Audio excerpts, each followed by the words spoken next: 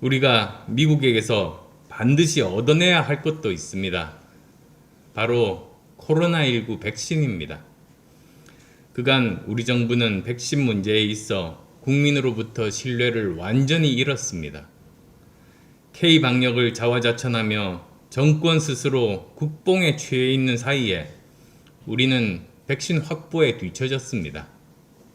이제 선진국들이 마스크를 벗고 일상으로 복귀하는 것을 바라보며 손가락만 빨고 있는 백신 후진국 신세가 됐습니다. 이번 한미 정상회담을 통해 반드시 충분한 백신을 신속하게 확보해야 합니다. 단순한 확보가 아니라 언제 어떤 백신이 얼마만큼 들어올지 명확하게 해야 합니다. 그래서 대한민국 국민 한 사람 한 사람이 휴대폰 앱을 통해 언제쯤 백신을 맞을 수 있을지를 알 수 있도록 하고 미래 계획을 세울 수 있도록 만들어 주어야 합니다.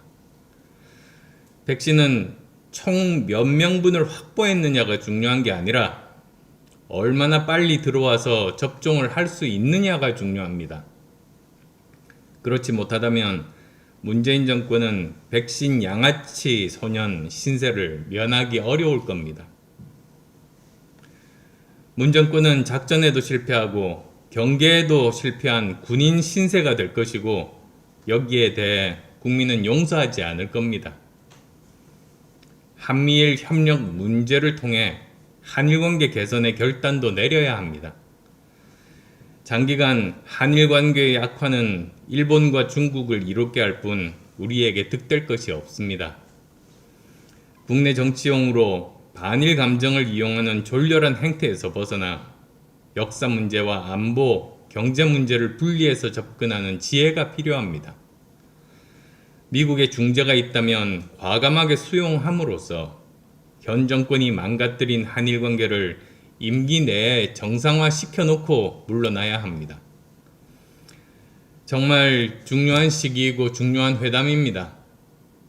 일각에서는 미국과 중국 사이에서 좌표 없이 왔다 갔다 하는 걸 균형 외교라고 칭하며 국익을 위해서라고 미화합니다.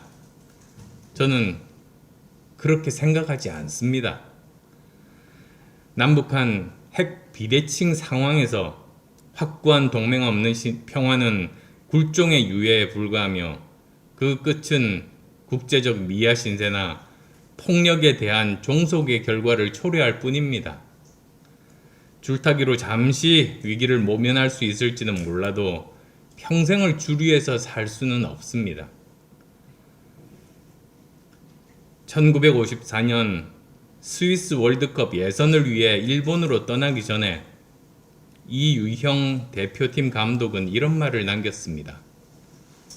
일본을 이기지 못하면 선수단 모두가 현해탄에 몸을 던지겠다. 결과는 해방 후 첫 한일전 대승이었습니다. 시대와 상황은 다르지만 문 대통령도 이번 한미 정상회담에서 국가를 위해서라면 내 몸을 던지겠다는 자세로 임해야 합니다.